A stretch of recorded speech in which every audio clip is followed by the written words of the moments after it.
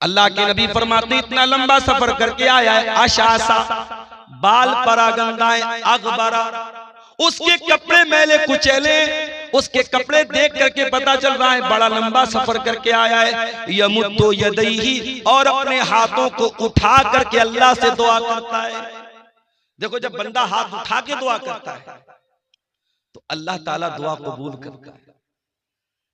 अब यहीं से ये मसला भी नोट कर लो कि दुआ के लिए हाथ उठाना ये दुआ के आदाब में से। अब बाज लोग कहते हैं साहब नमाज के बाद हाथ उठा के दुआ कर सकते हैं कि नहीं? अगर इंडिविजुअली कर रहे हो, अलग अलग कर रहे हो, कर सकते हो, लेकिन अगर इज्तिमाई हो रही है तब ये बिदअत है, इसकी गुंजाइश नहीं। आदमी अपने तौर पर अल्लाह से कुछ मांग रहा है, कोई मसला नहीं, मांग सकता है भाई। जरूरी तो नहीं कि नमाज में मैंने सब मांगा। मेरा बच्चा बीमार है, नमाज मैंने पढ़ ली, अब मैं हाथ उठा के दुआ करूं अल्लाह मेरे बच्चे को शिफा दे। कारोबार को लेके परेशान हूं, दुकान अच्छी नहीं चल रही है, रोजी रोटी अच्छी नहीं चल रही है, नमाज पढ़ लिया, तस्बीहात पढ़ ली, दुआएं पढ़ ली, अस्कार पढ़ लिया, अब हाथ उठा के दुआ कर रहा हूं अल्लाह मेरी दुकान को तू चला दे, मेरी रोजी को कुशादा कर। कोई हर्ज की बात नहीं, हाथ उठा के दुआ कभी भी कर सकते हैं, कोई हर्ज की बात नहीं। बल्कि हाथ उठा के जब बंदा दुआ करता है, अल्लाह के प्यारे नबी फरमाते हैं इन्नल्लाह हय्युन करीमुन, अल्लाह ताला हया वाला है, अल्लाह ताला करम वाला है। जब बंदा अल्लाह की बारगाह में हाथ उठा के दुआ करता है तो अल्लाह ताला को हया आती है कि बंदे को खाली हाथ कैसे लौटाए। अल्लाह बंदे को खाली हाथ नहीं लौटाता। दुआ के लिए हाथ उठाना ये दुआ के आदाब में से। अल्लाह के रसूल कह रहे लंबा सफर करके आया है, बाल मैले कुचैले, कपड़े गंदे, और हाथ उठा के दुआ कर रहा है और कहता या रब्बी ऐ मेरे रब, या रब्बी ऐ मेरे रब। अल्लाह को रब कह के दुआ कर रहा है। ये भी मसला याद रखो, जब अल्लाह को रब कह के दुआ मांगी जाए तो दुआ जल्दी कबूल होती है। एक तो मुसाफिर है, मुसाफिर की दुआ जल्दी कबूल होती है। लंबा सफर करके आया है, मुसाफिर है, कपड़े मैले कुचैले हैं, हाथ उठा के दुआ कर रहा है, अल्लाह को रब कह के दुआ कर रहा है।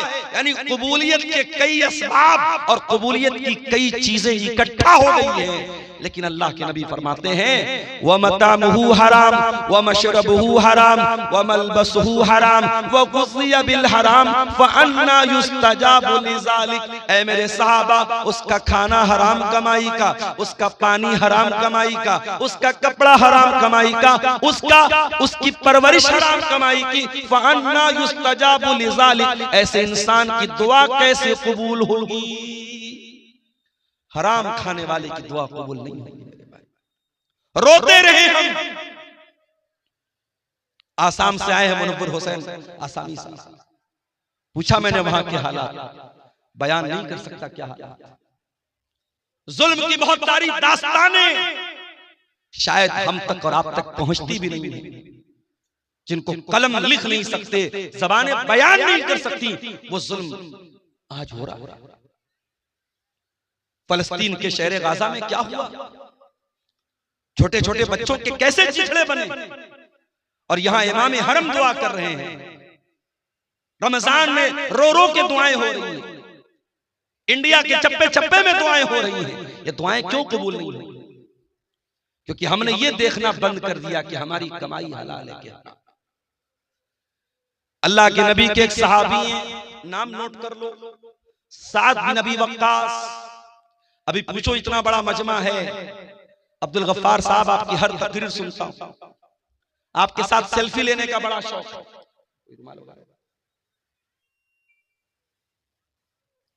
हर तकरीर सुनता हूं, हर जलसे में जाता हूं।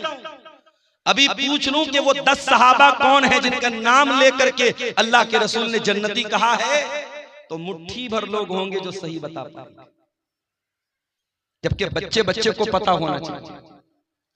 10 सहाबा जन्नती हैं। 4 सहाबा तो वो हैं जिनको हम खुलफाए राशिदीन कहते हैं, अबू बकर, उमर, उस्मान, अली।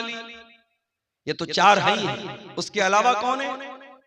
हजरत साद बिन अबी वक्कास, हजरत सईद बिन जैद, हजरत तलहा, हजरत जुबैर, हजरत अब्दुर्रहमान बिन औफ और हजरत अबू उबैदा बिन जर्रा, ये टोटल 10 सहाबा हैं जिनका नाम लेकर के अल्लाह के नबी ने जन्नती कहा है।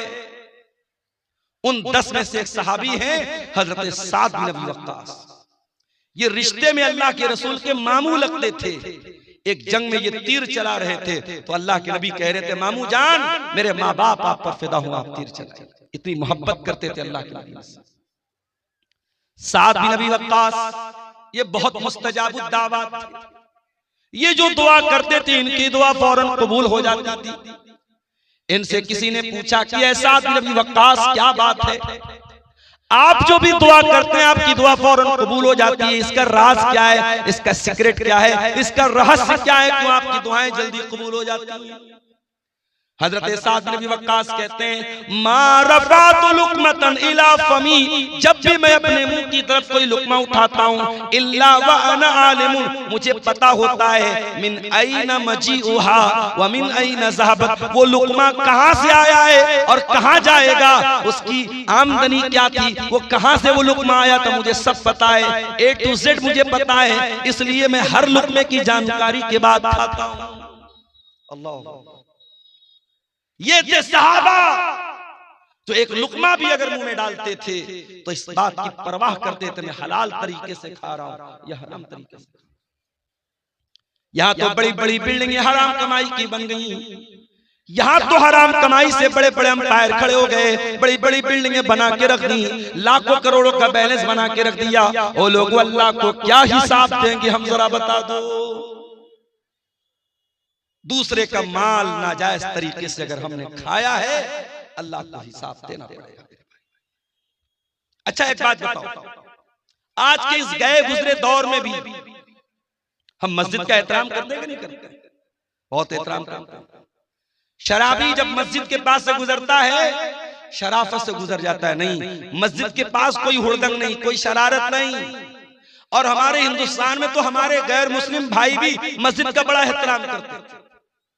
होली का त्योहार आता था, होली खेलते थे, हमने अपने मोहल्ले में देखा, सारे मोहल्ले में होली खेल रहे, बीच में मस्जिद आई, नहीं भाई ये मस्जिद है, यहाँ कोई बदतमीजी नहीं होनी। ये एक माहौल था हिंदुस्तान का, वो अलग बात है। धीरे धीरे नफरत को जहनों में डाला गया। अब तो बाकायदा मुसलमान की मस्जिद पर दूसरे मजहब का आदमी अपना झंडा लगाने की कोशिश करता है और मस्जिद के सामने गाली गलौज भी हो रहा है और भड़काऊ नारे भी लगाए जा रहे हैं, हालात खराब किए जा रहे हैं। मगर मस्जिद का एहतराम गैर मुस्लिम भी हमारे देश में करता था और करता है। मस्जिद का एहतराम हम सब करते हैं।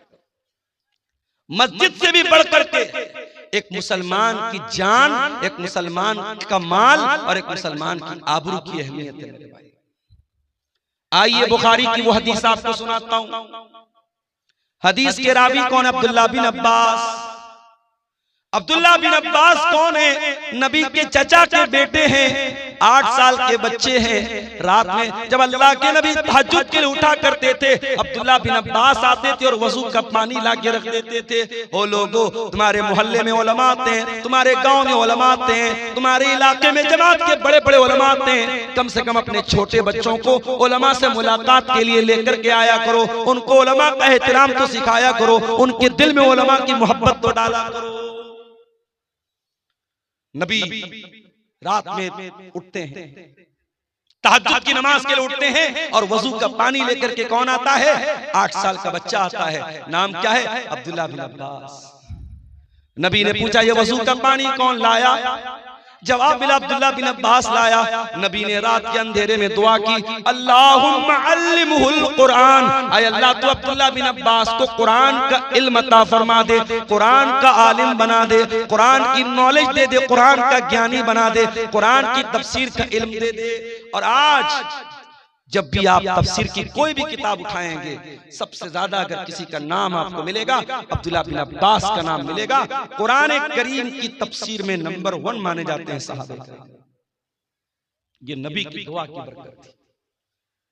वही अब्दुल्लाह बिन अब्बास रिवायत करते हैं, अल्लाह के प्यारे नबी अपनी जिंदगी का पहला और आखिरी हज कर रहे हैं और हज के मौके पर तकरीबन 1.25 लाख सहाबे किराम आपके साथ हैं।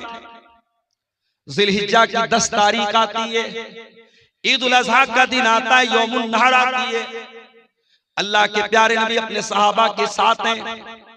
आपने मिना के मैदान में फरमाया, अय्यो यौमिन हाजा, ऐ मेरे सहाबा ये कौन सा दिन है? सहाबा ने कहा यौमुन हराम, आज का दिन तो यौमुन नहर है, आज का दिन तो 10 जिलहिज्जा की तारीख है, आज का दिन तो बड़ा एहतराम वाला है। फिर आपने पूछा अय्यो बलदिन हाजा, ये शहर कौन सा है? सहाबे किराम ने कहा बलदुन हराम, ऐ अल्लाह के नबी ये तो मक्का शहर का एक हिस्सा है, ये तो मक्का शहर है जो अमन वाला शहर है, जो बड़ा एहतराम वाला हुर्मत वाला शहर है। फिर आपने पूछा अय्यो शहरिन हाजा, ये कौन सा महीना है? सहाबे किराम ने फरमाया शाहरुन हरामुन, ये तो हुर्मत वाला महीना है, ये तो जिलहिज्जा का महीना है। अब जरा नबी के अल्फाज, अल्लाह के प्यारे नबी ने फरमाया इन्ना दिमाअकुम व अमवालकुम व आराज़कुम हरामुन अलैकुम का हुर्मत यौमिकुम हाज़ा फी बलदिकुम हाज़ा फी शहरिकुम हाज़ा। ऐ मुसलमानों, कान खोल करके सुन लो, तुम्हारी जान, तुम्हारा माल और तुम्हारी इज्जत व आबरू एक दूसरे के लिए हराम है। उसी तरीके से जैसे आज का ये दिन हुर्मत वाला है, जैसे ये मक्का शहर हुर्मत वाला है, जैसे ये जिलहिज्जा का महीना हुर्मत वाला है, एक दूसरे की जान और माल का उतना ही एहतराम करो। किसी का माल नाजायज तरीके से लेना आपके लिए जायज नहीं है। और आगे बढ़िए, कुरान का दूसरा पारा उठाइए। अल्लाह फरमाता है वला ताकुलू अमवालकुम बैनकुम बिल बातिल, ऐ मुसलमानों तुम एक दूसरे का माल नाजायज तरीके से, बातिल तरीके से, इनवैलिड तरीके से, अवैध तरीके से न खाया करो। एक दूसरे का माल हराम तरीके से न खाया करो। वह तुदलू बिहा इलल हुक्काम, और अपने मसले को अदालत में ले जाकर के लेताकुलू फरीकम मिन अमवालिन नास बिल इस्मी, लोगों का माल नाजायज तरीके से खाने के लिए अपने मसले को अदालत में न लेके जाओ।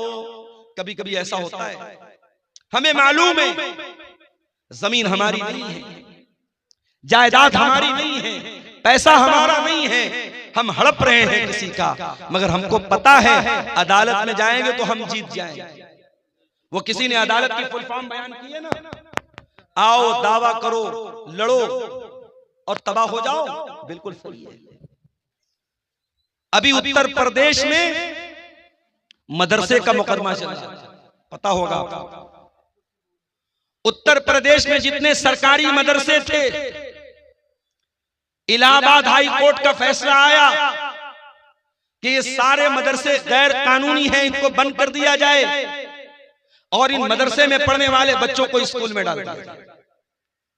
अदालत को उन मदरसों में पढ़ने वाले 2 लाख बच्चों की तो चिंता थी, मगर उन मदरसों में पढ़ाने वाले 10,000 टीचरों की कोई चिंता नहीं थी। रमजान के महीने में यह फैसला आया, उत्तर प्रदेश के मदरसों में पढ़ाने वाले सरकारी टीचरों का जीना हराम है। उनके हलक के नीचे खाना नहीं उतर रहा था। उसमें बेचारे ऐसे बूढ़े लोग भी थे जो रिटायरमेंट के करीब, उसमें ऐसे लोग भी हैं कि उनकी तनख्वाह से पूरा परिवार चल रहा है, भाई बहन सबको खिला रहा है। अदालत का यह फैसला आया, सबके पैरों के नीचे की जमीन खसक गई।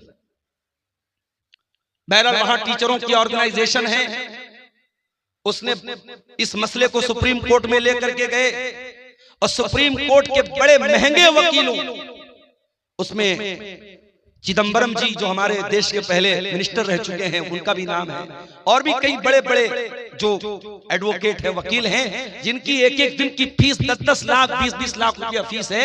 एक एक सुनवाई की उनकी फीस को अदा किया गया और सुप्रीम कोर्ट में मजबूती के साथ अपना मामला रखा गया।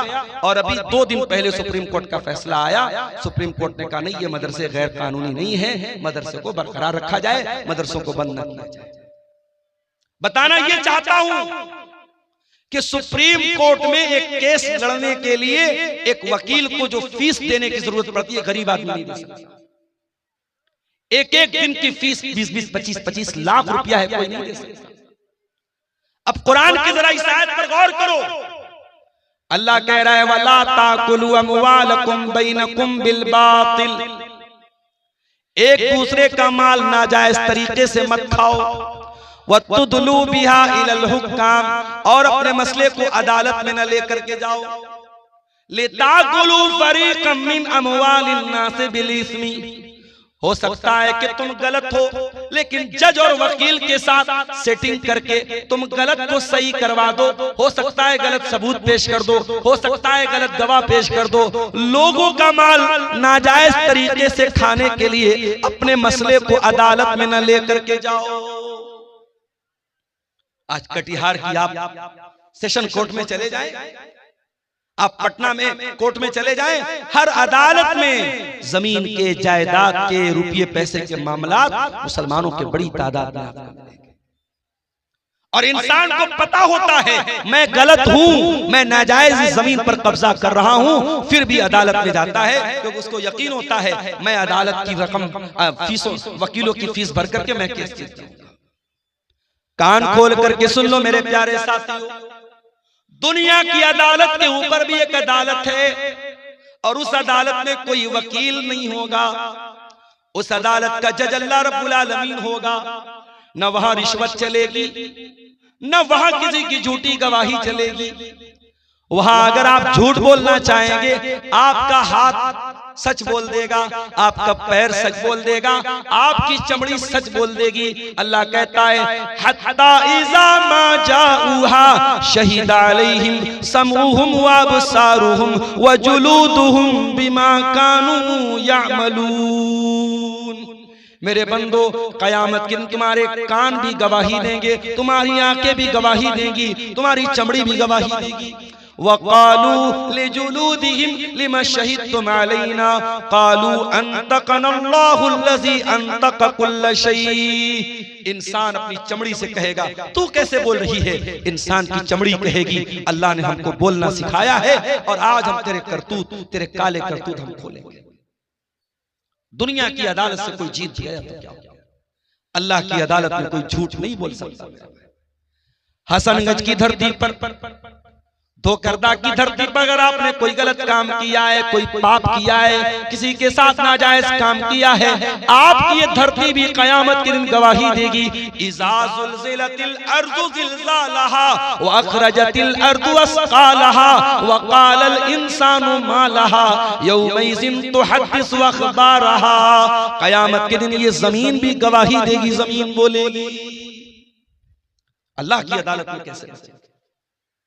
अल्लाह के प्यारे नबी फरमाते हैं इन्नकुम तक़तसिमूना इलैया, ओ लोगो तुम मेरे पास अपना मुकदमा लेकर के आते हो। वलअल्ल बाज़कुम अन यकून अलहना बिहुज्जतिही मिन बाज़, हो सकता है कि दो लोग मेरे पास कोई केस लेकर के आए और एक आदमी अपनी बात करने में बड़ी चिकनी चुपड़ी बात करने वाला हो, अपनी दलील को मजबूती से रखने वाला हो, और मैं उसकी बात सुन करके फ़अक़दिय लहू बिहक़्क़िही, मैं उसके हक में फैसला कर दूं। ऐसा हो सकता है क्योंकि मैं इंसान हूँ। ओ लोगों, मैं बशर हूँ, मैं इंसान हूँ। हो सकता है कि जो बेचारा हक पर है, जो सही है, उसको बोलना नहीं आता, और जो गलत है वो अपनी जबान की बदौलत, अपनी बातचीत की बदौलत अपनी बात को मनवा ले। अगर ऐसा कभी हो जाए तो अल्लाह के नबी क्या फरमाते हैं, फमन क़ज़यतु लहू बिहक़्क़ि अख़ीही फ़इन्नमा अक़तअु लहू क़ितअम मिनन नार। अगर मैं किसी के हक में अगर फैसला कर देता हूं और वो जमीन उसके भाई की थी, वो हक उसके भाई का था, वो रुपया पैसा उसके भाई का था, और मैंने गलत फैसला कर दिया और उसके हक में कर दिया, तो अल्लाह के नबी क्या फरमाते हैं, इन्नमा अक़तअु लहू क़ितअम मिनन नार। मैं जमीन नहीं दे रहा हूं, मैं जायदाद नहीं दे रहा हूं, मैं रुपया पैसा नहीं दे रहा हूं, मैं जहन्नम की आग का टुकड़ा दे रहा हूं। है किसी में मजाल? जमीन और जायदाद पर आज नाजायज कब्जा करने के वाकयात मुसलमानों में बड़ी कसरत के साथ। इस्लामी निज़ाम में मीरास में भी यही होता है मेरे भाई। बाप मर गया, बाप ने 1 लाख रुपया छोड़ा, शरीयत क्या कहती है जरा गौर से सुनिएगा। इस्लाम का निज़ाम में मीरास बयान कर रहा हूं आपको। 1 लाख रुपया बाप छोड़ करके मरा है, 1 लाख कैश छोड़ करके मरा, जमीन जायदाद छोड़ करके मरा। अब शरीयत क्या कहती है कि सबसे पहले मरने वाले की रकम से उसकी तजीज़ और तकफीन की जाएगी, उसको दफनाया जाएगा, उसको कफनाया जाएगा, उसकी कब्र को खोदने पर, उसके कफन के कपड़े पर और उसकी कब्र पर जो खर्चा आएगा उसके पैसे से अदा किया जाए। अगर कोई रिश्तेदार खड़ा हो जाए अच्छी बात है, अगर कोई खड़ा नहीं होता तो मरने वाले के पैसे से उसको अदा किया जाए। दूसरा काम, कफन दफन हो गया, मुर्दे को दफना भी दिया गया। अब दूसरा काम क्या करना है? अगर मरने वाले के ऊपर कोई कर्जा था, उस कर्जे को उसके पैसे से अदा किया जाएगा, उसके तरके से अदा किया जाएगा। कर्जा भी अदा हो गया। अब तीसरा काम ये देखा जाएगा कि मरने वाले ने किसी को वसीयत तो नहीं की है। और वसीयत किसको बोलते हैं ये समझ लो। हो सकता है मरने वाला अपनी जिंदगी में मदरसे की मदद नहीं कर पाया, मस्जिदों में चंदा नहीं दे पाया, अल्लाह की राह में खर्च नहीं कर पाया। मरने के टाइम एहसास हुआ यार इतनी दौलत बना के जा रहा हूँ, इतना पैसा बना के जा रहा हूँ, कुछ दीन के रास्ते में भी पैसा लगाना चाहिए, कुछ जमीनों जायदाद मदरसे के लिए भी देनी चाहिए। जैसे आज आपके मदरसे के लिए चंदा हुआ, मुझे चंदा करना नहीं आता, मेरे मुझे कहा था जो साहब मुझे लेके आ रहे थे, उन्होंने कहा था मौलाना साहब थोड़ा आप चंदे पर बोल दीजिएगा, लोग आए मुसाफा करके देते। ये सब मुझसे नहीं होता मेरा भाई, लेकिन एक अपील करता हूं कि जिंदगी में यही चीजें आपके काम आएंगी मेरे भाई। अब्दुल गफ्फार साहब की तकरीर सुनेंगे रात में, चले जाएंगे। मौलाना जर्जी साहब की तकरीर सुनेंगे, चले जाएंगे। मगर आपने इस मदरसे को जो चंदा दिया होगा वो कहीं ना कहीं आपके नामे आमाल में, आपकी नेकियों के अकाउंट में दर्ज हो जाएगा और कयामत के दिन भी वो आपके काम आएगा। हो सकता है जिंदगी में आपको मौका नहीं मिल पाया, मरने के टाइम याद आया कि मुझे कुछ अल्लाह की राह में खर्च करना चाहिए, तो शरीयत क्या कहती है कि आप अपने माल की वसीयत कर सकते हैं, मगर वसीयत 1/3 से ज्यादा नहीं होनी चाहिए। 1/3 का मतलब समझते हैं 1/3।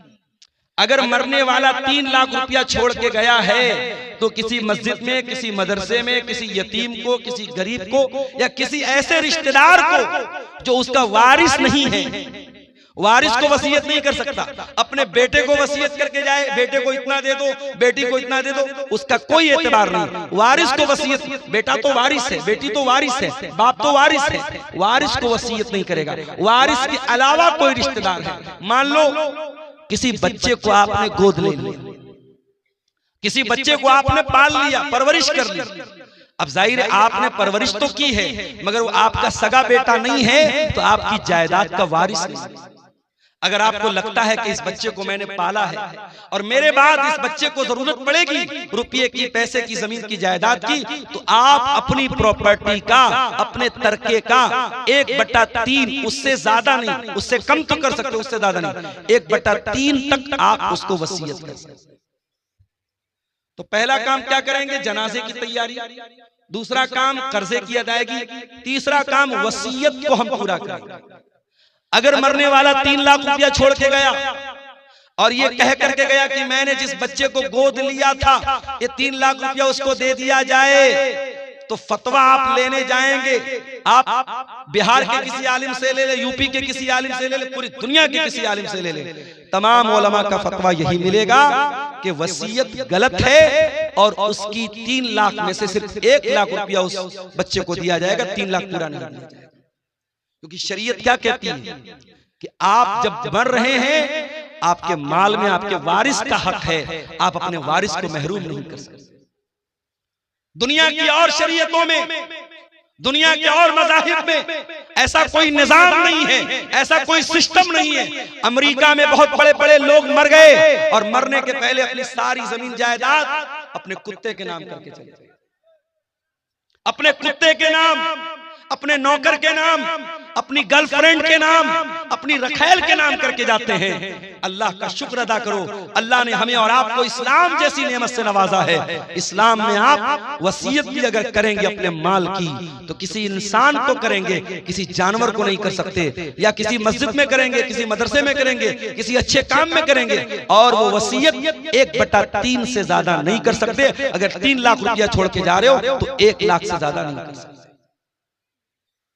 अब ये 3 काम होने के बाद अब चौथा नंबर आया, अब वारिसों को हिस्सा दिया जाएगा।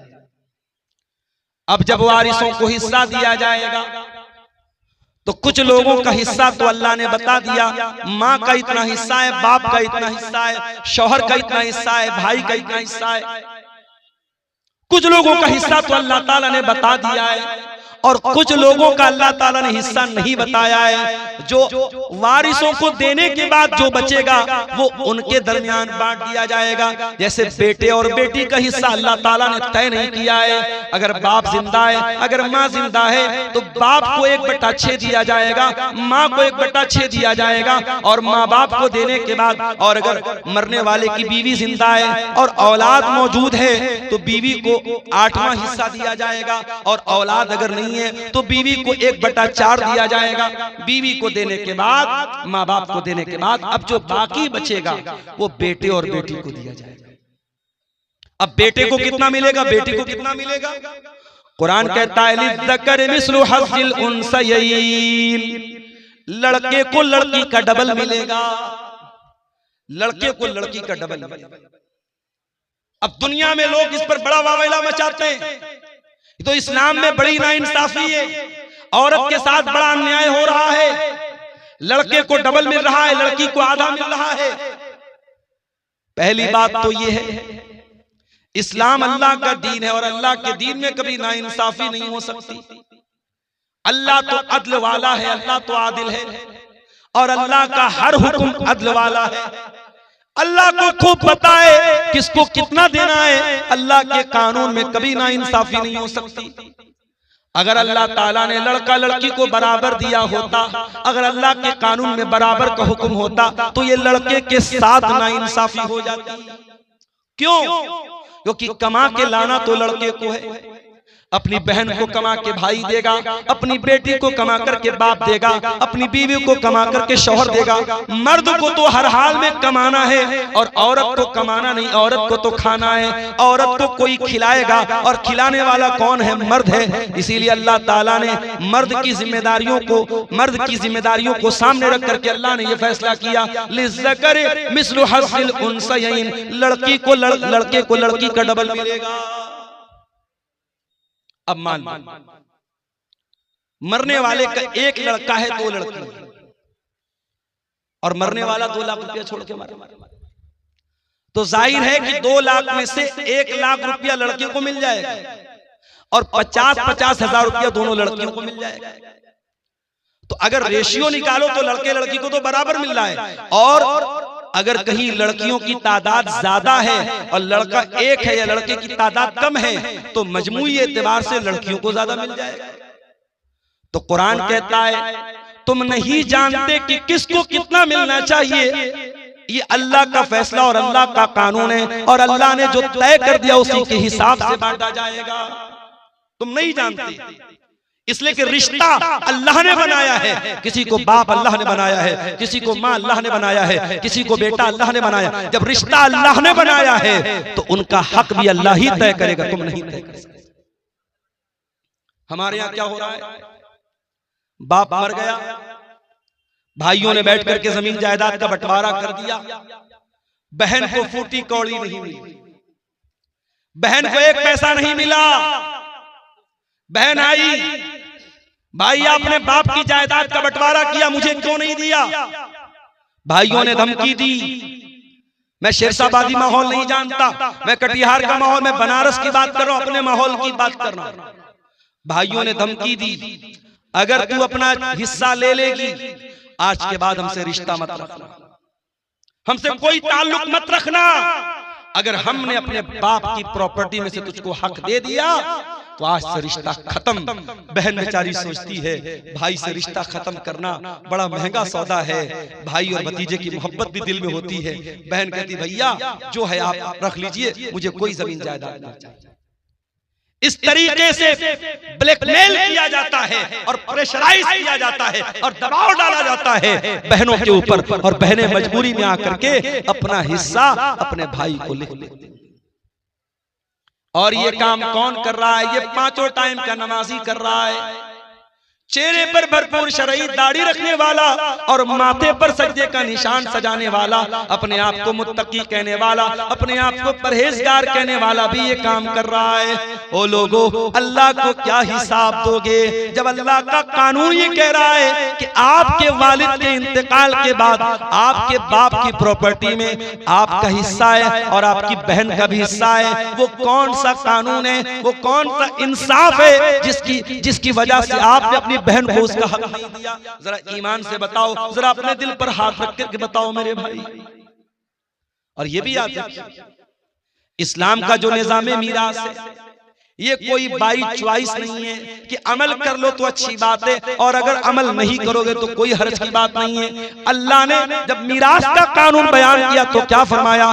तिल्का हुदूदुल्लाह, ऐ मेरे बंदो, ये अल्लाह ताला का बनाया हुआ कानून है। वमन युतिल्लाह व रसूलहु युदखिलहु जन्नातिन तजरी मिन तातिहल अनहारु खालिदीन फीहा अबदा। जो अल्लाह की बात मानेगा, जो रसूल की बात मानेगा, जो अल्लाह के कानून पर चलेगा, अल्लाह उसको जन्नत में डालेगा जहां जन्नत में हमेशा हमेशा रहेगा। वज़ालिकल फौजुल अज़ीम, और ये बहुत बड़ी कामयाबी है। वमन यासिल्लाह व रसूलहु और जो अल्लाह की नाफरमानी करेगा, जो रसूल की नाफरमानी करेगा, जो अल्लाह के कानून को तोड़ेगा, जो अल्लाह के निजाम मीरास को नहीं मानेगा, जो अल्लाह के बनाए हुए कानून के मुताबिक अपनी बहन बेटी को हिस्सा नहीं देगा, अल्लाह क्या फरमाता है? युदखिलहु नारन खालिदन फीहा, अल्लाह उसको जहन्नम के अंदर डालेगा और जहन्नम में बहुत लंबे टाइम तक वो रहेगा।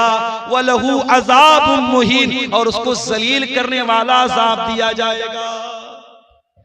जहन्नम की आग, मेरे भाई हम सोच भी नहीं सकते। कोई ये ना सोचे अरे हम तो तौहीद वाले, हम जहन्नम में जाएंगे, कुछ दिन तक जहन्नम में रहेंगे फिर निकल जाएंगे। कोई ये ना सोचे।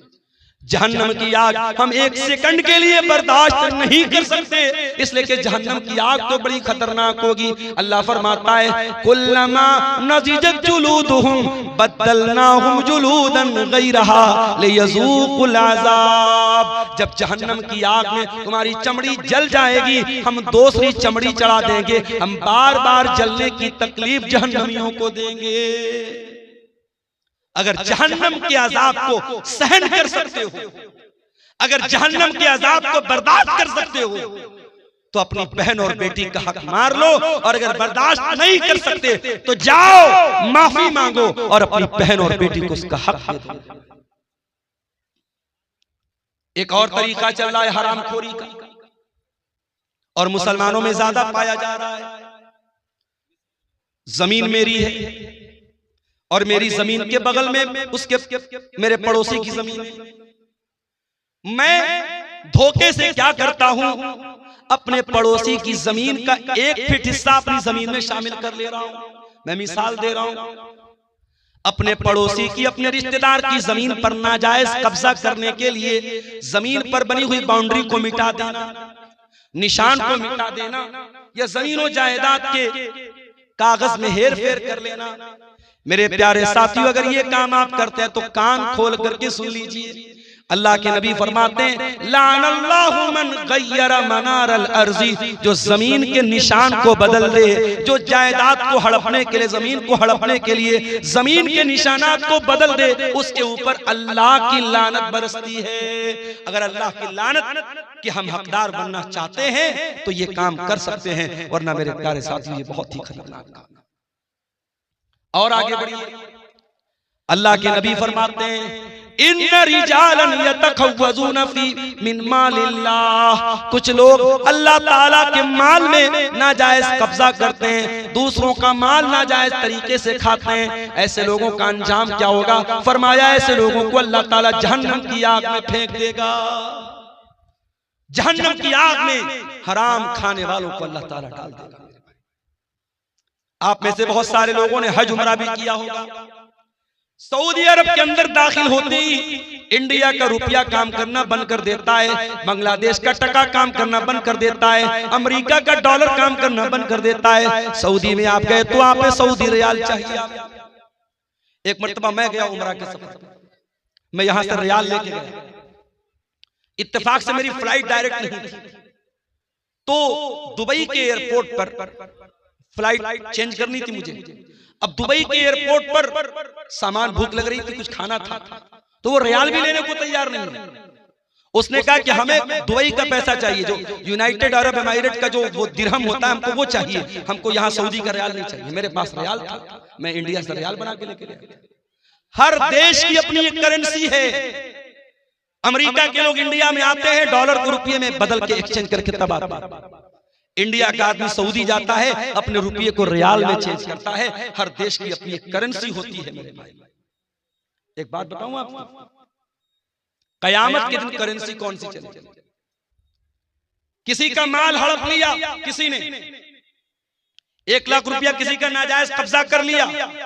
अब कयामत के दिन जिसका पैसा उसने मारा है, जिसका हक मारा है, उसने अल्लाह की अदालत में कहा, अल्लाह इसने मेरा 1 लाख रुपया नाजायज तरीके से लिया है।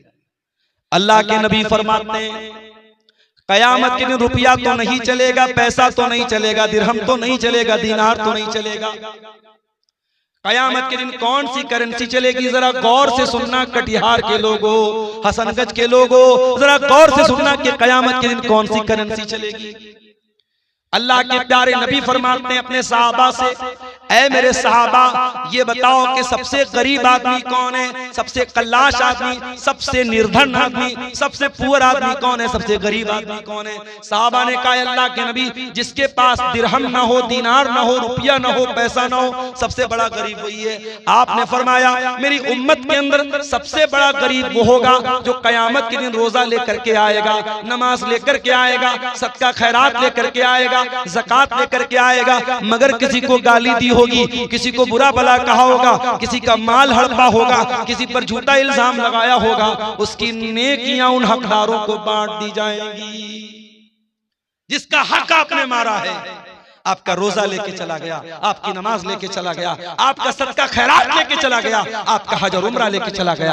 और अल्लाह के नबी फरमाते हैं फ़इन फ़नियत हसनातुहु, अगर उसकी नेकियां खत्म हो जाएंगी और फिर भी कुछ हकदार लोग लाइन में खड़े होंगे, अल्लाह ताला उन हकदारों के गुनाह इसके ऊपर लाद देगा। अल्लाह, हम लोग तो बड़ा खुश है साहब, हमने तो बड़ा दान दिया है मदरसों में, बड़ा जलसों में दान दिया है, बड़ा हज और उम्रा किया है। कयामत के दिन अगर हुकूकुल इबाद में कोताही की है, अगर किसी का हक मारा है, कयामत के दिन ये दान, ये चंदा, ये रुपया, ये पैसा जो अल्लाह की राह में हमने दिया है, सब बर्बाद हो जाएगा अगर हमने हुकूकुल इबाद में कोताही की। मेरे प्यारे साथियों, अल्लाह के प्यारे नबी फरमाते हैं अगर उसकी नेकियां खत्म हो जाएंगी और फिर भी हकदार लाइन में लगे हैं, अल्लाह ताला उन हकदारों के गुनाह इसके ऊपर ला देगा। जो इंसान दुनिया से नमाज लेकर के आया था, रोजा लेकर के आया था, ज़कात लेकर के आया था, हज लेकर के आया था, अब उसके ऊपर गुनाह लादे जा रहे हैं, बिल्कुल गुनाहों से भर जाएगा। सुम्मा तुरिहा फिन्नार, फिर उसको जहन्नम के अंदर फेंक दिया जाएगा। इतना खतरनाक मामला है मेरे भाई। इसलिए वरासत के मामलात में अल्लाह से डरो मेरे भाई। और कभी गौर करो, जिस बहन का हक मार रहे हो, जिस भतीजे का हक मार रहे हो, उसके बाप के मरने के बाद वो यतीम है, और यतीम का माल अगर नाजायज तरीके से कोई खाता है, उसकी बड़ी खतरनाक वही है। अल्लाह के प्यारे नबी, अल्लाह ताला कुरान में फरमाता है इन्नल्लज़ीना याकुलून अमवालल यतामा ज़ुल्मन इन्नमा याकुलून फी बुतूनिहिम नारा। जो लोग यतीम का माल नाजायज तरीके से खाते हैं, हराम तरीके से खाते हैं, एक तो हलाल तरीका है।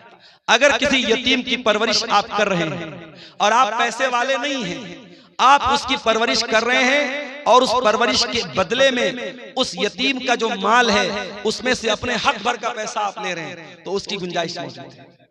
लेकिन अगर नाजायज तरीके से यतीम का माल कोई खा रहा है, इन्नल्लज़ीना याकुलून अमवालल यतामा ज़ुल्मा, जो यतीम का माल नाजायज तरीके से खा रहा है, इन्नमा याकुलून फी बुतूनिहिम नारा, वो अपने पेट में जहन्नम की आग भर रहा है, अपने पेट में जहन्नम की आग। यतीम इस लायक नहीं है कि उसके ऊपर जुल्म किया जाए। बड़ा बेरहम है वो इंसान, बड़ा जानवर है वो इंसान जो किसी यतीम के हक को दबाए, जो किसी यतीम को मारे, जो किसी यतीम पर जुल्म करे।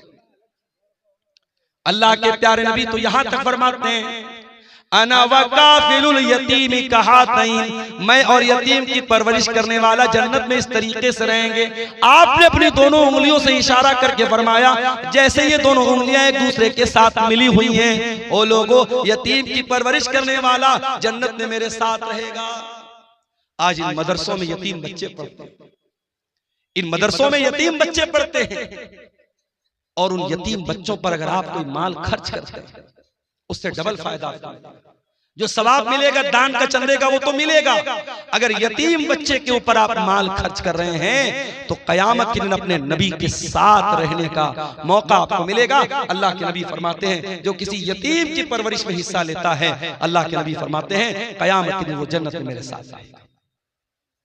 मेरे प्यारे साथियों, किसी यतीम के माल को नाजायज तरीके से खाना जब हराम है, आपकी बहन भी आपके बाप के मरने के बाद यतीम हो गई, आपका भतीजा अपने बाप के मरने के बाद यतीम हो गया, उस भतीजे का, उस बहन का हक मारने के पहले सोच लो कि कल अगर तुम्हारे बच्चे यतीम हो गए तो उनका क्या होगा। उसकी जगह अपने आप को रख के सोचो, तुम्हारा इंतकाल हो जाए और तुम्हारे बच्चों के साथ कोई ना इंसाफी करे, तुम्हारे बच्चों का कोई हक मार ले, तो सोचो तुम्हें कैसा लगेगा। उसकी जगह अपने आप को रख के सोचो और किसी यतीम के माल को हड़पने की कोशिश। मेरे प्यारे साथियों, दुनिया में अगर किसी का हक हमने मारा होगा, कयामत के दिन हमको उसका बदला देना पड़ेगा। अल्लाह के प्यारे नबी फरमाते हैं लतुअद्दुन्नल हुकूका इला अहलिहा, तुम दुनिया में लोगों का हक दे दो वरना कयामत के दिन तुमको देना पड़ेगा। हत्ता युकाद लिशातिल जलहाई मिनशातिल करना, कयामत के दिन अगर सींग वाली बकरी ने बगैर सींग वाली बकरी को मारा है तो उस बकरी से भी किसास लिया जाएगा, उस बकरी से भी बदला लिया जाएगा, जानवरों से भी हिसाब लिया जाएगा। अगर जानवरों से किसास लिया जाएगा तो हम और आप तो इंसान हैं मेरे भाइयों, हमें और आपको भी हिसाब देना पड़ेगा। इसलिए मेरे प्यारे साथियों, कुरान का 30वां पारा खोलो, अल्लाह फरमाता है वताकुलून तुरास अकलन लम्मा वतुहिब्बूनल माल हुब्बन जम्मा। ओ लोगो, तुम वरासत को डकार जाते हो, तुम मीरास को खा जाते हो और तुम माल से बहुत ज्यादा मोहब्बत करते हो। कल्ला इज़ा दुक्कतिल अर्ज़ु दक्कन दक्का वजा रब्बुका वल मलकु सफ़्फ़न सफ़्फ़ा वजीअ यौमइज़िन बिजहन्नम। ओ लोगो, जरा उस दिन को याद करो जिस दिन जमीन को टुकड़े टुकड़े कर दिया जाएगा, जमीन को रेजा रेजा कर दिया जाएगा और अल्लाह ताला अपने बंदों का फैसला करने के लिए आएगा और फरिश्ते भी लाइन लगा करके खड़े होंगे और जहन्नम को भी उस दिन लाया जाएगा। यौमइज़िन यतज़क्करुल इंसानु मा सा, और कयामत के दिन इंसान याद करेगा उसने दुनिया में क्या क्या किया है।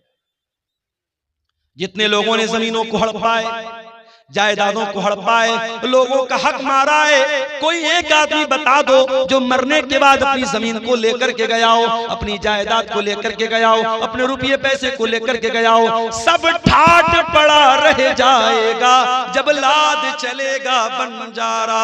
सब यहीं छोड़ के जाना है मेरे प्यारे भाइयों, इसी कब्र की 2 गज जमीन में हमको दफन हो जाना है। दुनिया की चंद रोजा जिंदगी के लिए अपनी आखिरत को दांव पे न लगाओ, अपनी आखिरत को खतरे में न डालो मेरे भाइयों, लोगों का हक दुनिया में दे दिया करो। अल्लाह के प्यारे नबी ने इतनी खतरनाक वईद फरमाई। आपने फरमाया अपने इंतकाल के कुछ पहले आपने फरमाया अस्सलाता सलाता वमा मलकत ईमानुकुम। ओ लोगो, तुम नमाज की पाबंदी करना और अपने गुलामों और अपने लौंडियों के साथ तुम अच्छा सलूक करना, उनके साथ हक तलफी मत करना। इस्लाम वो दीन है कि समाज का वो तबका जो मजदूरों का तबका है, जो गुलामों का तबका है, जो लौंडियों का तबका है, जिसको दुनिया में हकीर माना जाता है, अल्लाह के प्यारे नबी अपने इंतकाल के पहले दुनिया को वसीयत करके जा रहे हैं, उस गुलाम और लौंडी का भी हक आपको नहीं माना। हजरत अबू ज़र गिफारी ने अपने गुलाम को बुरा भला कह दिया, उसकी माँ का नाम लेके कुछ आर दिला दी, कुछ बुरा भला कह दिया। अल्लाह के प्यारे नबी को बहुत गुस्सा आया।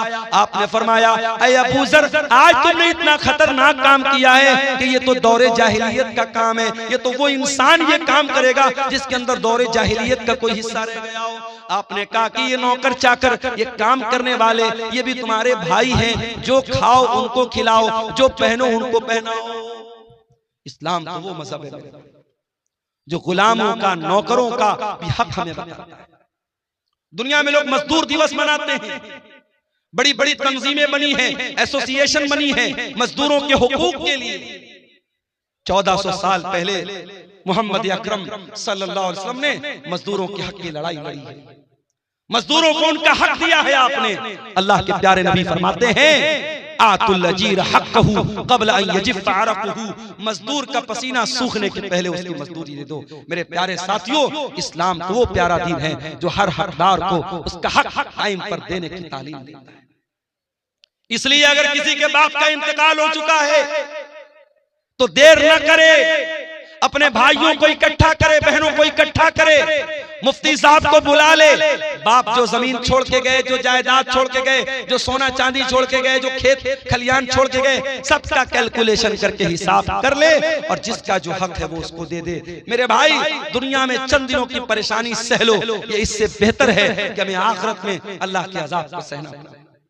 और ये भी याद रखो, अगर हराम की जमीन में, हराम की जायदाद में अपने बच्चों को रख के पाल रहे हो, अपने बच्चों को भी जहन्नम की आग का हकदार बना रहे हो। हम ये समझ रहे हैं साहब हम हराम का पैसा कमा रहे हैं, हमारे घर में पैसा आ रहा है, हमारे बच्चे चैन की जिंदगी गुजार रहे हैं, हमारी फैमिली चैन की जिंदगी गुजार। गलत है ये। अगर पैसा हराम का आ रहा है और आपके बच्चे ऐश कर रहे हैं, आपकी बीवी ऐश कर रही है, वो हराम की कमाई आपके घर की बरकत को खत्म कर रही है। अल्लाह के प्यारे नबी फरमाते हैं, जो जिस्म हराम कमाई से परवरिश पाता है, फन्नारु औला बिही, वो जिस्म जहन्नम की आग में चलेगा। क्या हम चाहेंगे हमारे बच्चे जहन्नम की आग में जले? हम कभी नहीं चाहेंगे। इस्लाम के अंदर किसी के मरने के बाद उसके माल का क्या किया जाए? इस्लाम के पहले क्या सिस्टम था? किसी के मरने के बाद उसकी जमीन, जायदाद, रुपया, पैसा वो ले लेता था जिसके पास पावर होता था, ताकत होती थी। और जाहिर है जब पावर होता था तो औरत तो बेचारी कमजोर होती है। इसलिए अरब के उस मुआशरे में औरत को बाप की वरासत में, बीवी को शौहर की प्रॉपर्टी में, बहन को भाई की प्रॉपर्टी में कोई हिस्सा नहीं मिलता। इस्लाम ने पूरा एक सिस्टम बनाया। और आप अगर गूगल पे जाकर के टाइप करें इस्लामिक इनहेरिटेंस कैलकुलेटर, कई ऐप्स मौजूद हैं इंटरनेट में, और आपको सिर्फ इतना डालना है मरने वाला अपने बाद किसको किसको छोड़ के गया।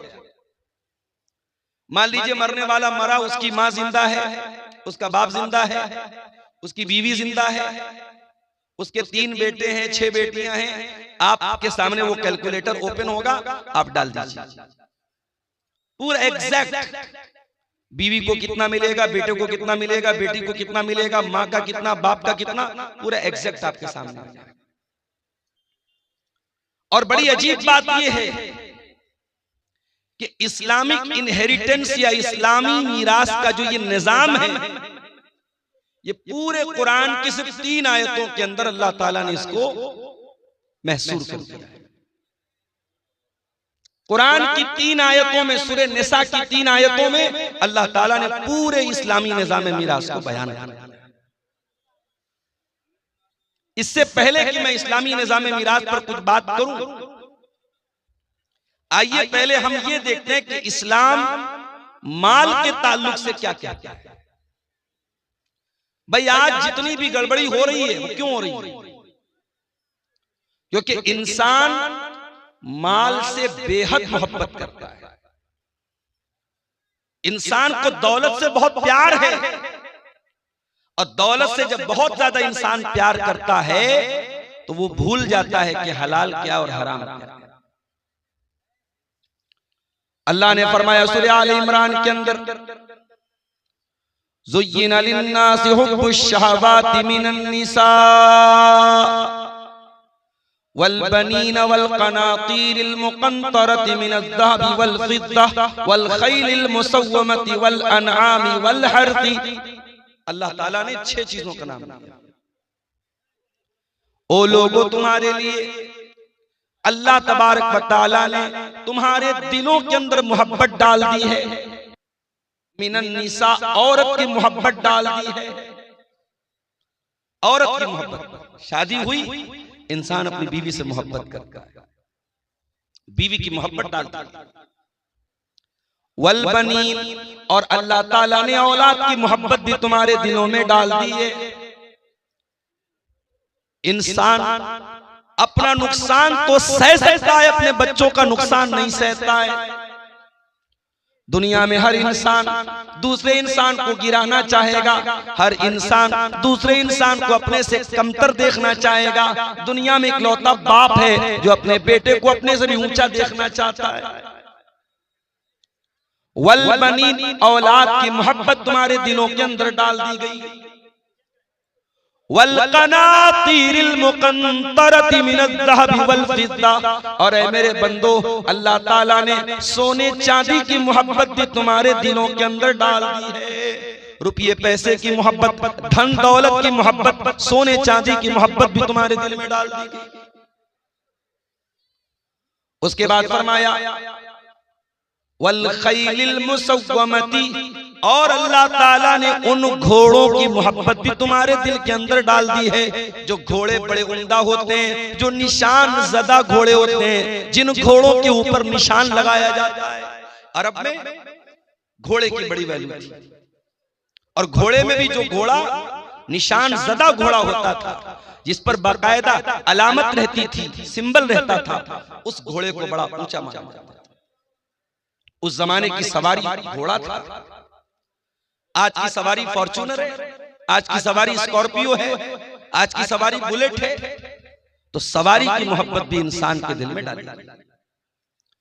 वल अनाम, और अल्लाह ताला ने तुम्हारे दिलों के अंदर चौपायों की मोहब्बत, बैल बकरी गाय भैंस, जिन चौपायों को तुम पालते पोसते, उन चौपायों की मोहब्बत तुम्हारे दिल में डाल दी है। वल हर्थी, और अल्लाह ताला ने खेती बाड़ी करने वाले किसानों के दिल में उनकी खेती बाड़ी की मोहब्बत उनके दिल में डाल दी है।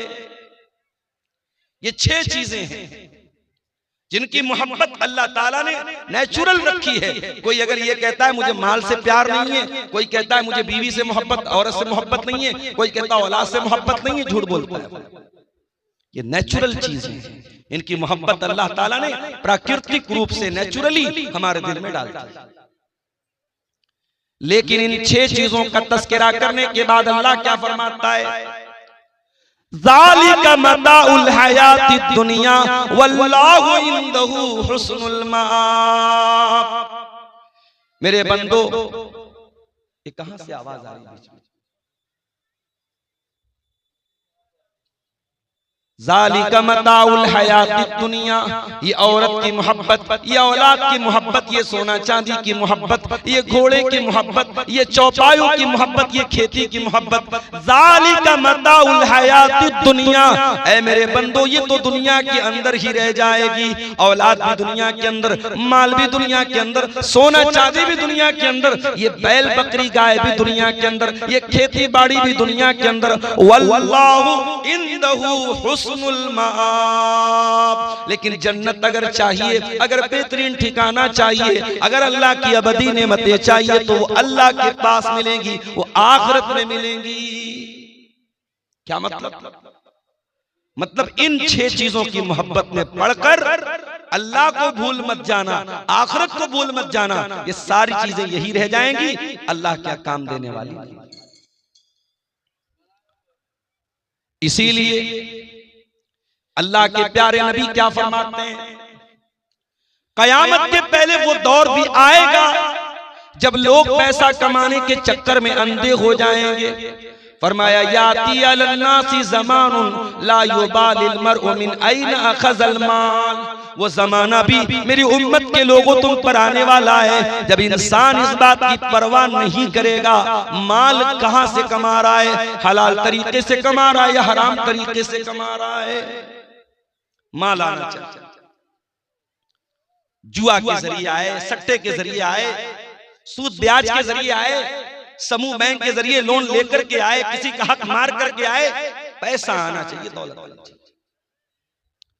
अल्लाह के प्यारे नबी एक दूसरी हदीस में फरमाते हैं ले कुल्ले उम्मतिन फितनतुन व फितनतु उम्मती अलमाल, हर उम्मत का एक फितना होता है और मेरी उम्मत का फितना माल है। माल बहुत बड़ा फितना है और नबी ने पूरी उम्मत के लिए कहा है।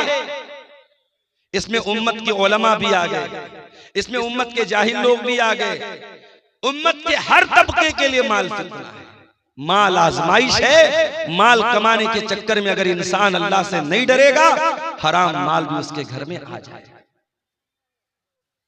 और आगे बढ़िए, माल आप कमा रहे हैं, अगर आप इस बात की परवाह नहीं करते माल कहां से आ रहा है और इस बात की भी परवाह नहीं करते कि माल कहां पे लुटा रहे हैं, कहीं ऐसा तो नहीं कि महबूबा के रिचार्ज पर अपना माल लुटा रहे हैं, कहीं ऐसा तो नहीं कि ज़िना के अड्डों पर माल लुटा रहे हैं, कहीं ऐसा तो नहीं कि शराब और ड्रग्स के ऊपर आपका माल बर्बाद हो रहा है। इस माल की कमाई का भी हिसाब देना है और इस माल की आमदनी का भी हिसाब देना है।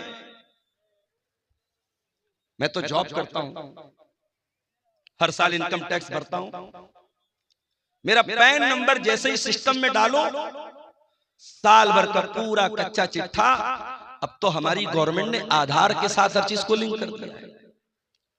एक पैसा भी मेरे अकाउंट में कहां से आया, मेरे इनकम टैक्स का जैसे पेज खुलेगा सामने आ जाएगा। इंसान का बनाया हुआ सिस्टम इतना मजबूत हो गया है, गवर्नमेंट ऑफ इंडिया का बनाया हुआ सिस्टम इतना मजबूत हो गया है, आपके आधार के साथ आपकी जमीन, आपकी जायदाद, आपका खाता, आपके खाते में एक पैसा भी आ रहा है कहां से आ रहा है वो सारा रिकॉर्ड मौजूद है। अगर इंसान के बनाए हुए सिस्टम के अंदर इतनी बारीक बारीक चीजें पैदा हो सकती हैं, सोचो इंसान को बनाने वाले खालिक का सिस्टम कितना मजबूत होगा, उस अल्लाह का निजाम कितना मजबूत होगा। अल्लाह के प्यारे नबी फरमाते हैं, तिरमिजी की रिवायत है, ला तज़ूलु कदमा इब्न आदम मिन इंद रब्बिही यौमल क़ियामा, इंसान क़यामत के दिन अपनी जगह से हिल नहीं पाएगा जब तक 5 सवालों का जवाब न दे दे। पहला सवाल अन उम्रिही फीमा अफ़ना, मेरे बंदे तूने अपनी जिंदगी को कहां गुजारा। दूसरा सवाल वन शबाबिही फीमा अबला, तूने अपनी जवानी को कहां गुजारा। तीसरा सवाल वन मालिही मिन ऐन इक्तसबहू, तूने माल कहां से कमाया, तेरी आमदनी का जरिया क्या था, तेरी इनकम का जरिया क्या था। व फीमा अनफका, और चौथा सवाल तूने माल कहां पर खर्च किया, कहां पर लुटाया। और पांचवा सवाल व माज़ा अमिला फीमा अलिमा, तूने जो इल्म हासिल किया उस इल्म के ऊपर तूने अमल कितना किया। ये 5 सवाल का जवाब आपको भी देना है, मुझको भी देना है, मौलाना साहब को भी देना है, आलिम को भी देना है, जाहिल को भी देना है, कटिहार शहर के रहने वाले को भी देना है, हसनगंज के देहात में रहने वाले को भी देना, हर इंसान को माल कहां से कमाया, हिसाब देना है। इसलिए मेरे प्यारे साथियों, हमारी शरीयत में बार बार ताकीद की गई हलाल कमाई खाओ। हमारी शरीयत ने हमको सिखाया हलाल कमाई नहीं खाओगे तुम्हारा रोजा कबूल नहीं होगा, तुम्हारी नमाज कबूल नहीं होगी, तुम्हारी ज़कात कबूल नहीं होगी, तुम्हारा हज कबूल नहीं होगा।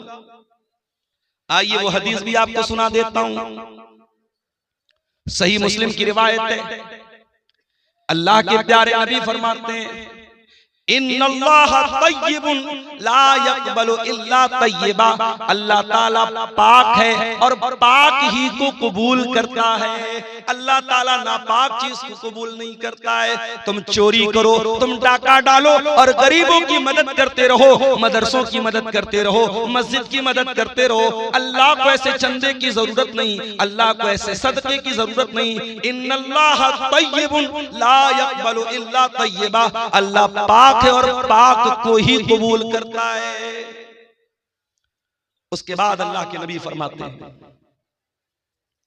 कि अल्लाह ताला ने कुरान में ईमान वालों को हुक्म दिया सूरह बकरा के अंदर, या अय्युहल्लज़ीना आमनू कुलू कुलू मिम्मा फिल अर्ज़ि हलालन तय्यिबा, ऐ ईमान वालो जमीन में जो हलाल चीजें उसको खाओ।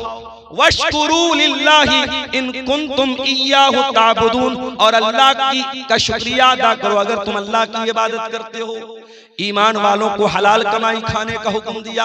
और कुरान के 18वें पारे में अल्लाह ने अपने रसूलों से फरमाया, या अय्युहर रसूलु कुलू मिनत तय्यिबाति वअमलू सालिहा, ऐ मेरे रसूलो तुम नेक अमल करो और हलाल रोजी खाओ। पता ये चला कि जब तक हलाल रोजी नहीं खाओगे तुम्हारा अमल नेक नहीं हो सकता, तुम्हारे नेक अमल की कोई वैल्यू अल्लाह ताला क्या नहीं है। उसके बाद अल्लाह के नबी ने एक मिसाल दी। आपने फरमाया एक आदमी बहुत लंबा सफर करके आता है, अशासा उसके बाल बिल्कुल मैले कुचैले हो जाते हैं। हम लोग भी सफर करते हैं, सफर बता देता है कि इंसान सफर से। रात में पटना में मैं शाम को 6 बजे पटना में था और रात 12 बजे किशनगंज में था।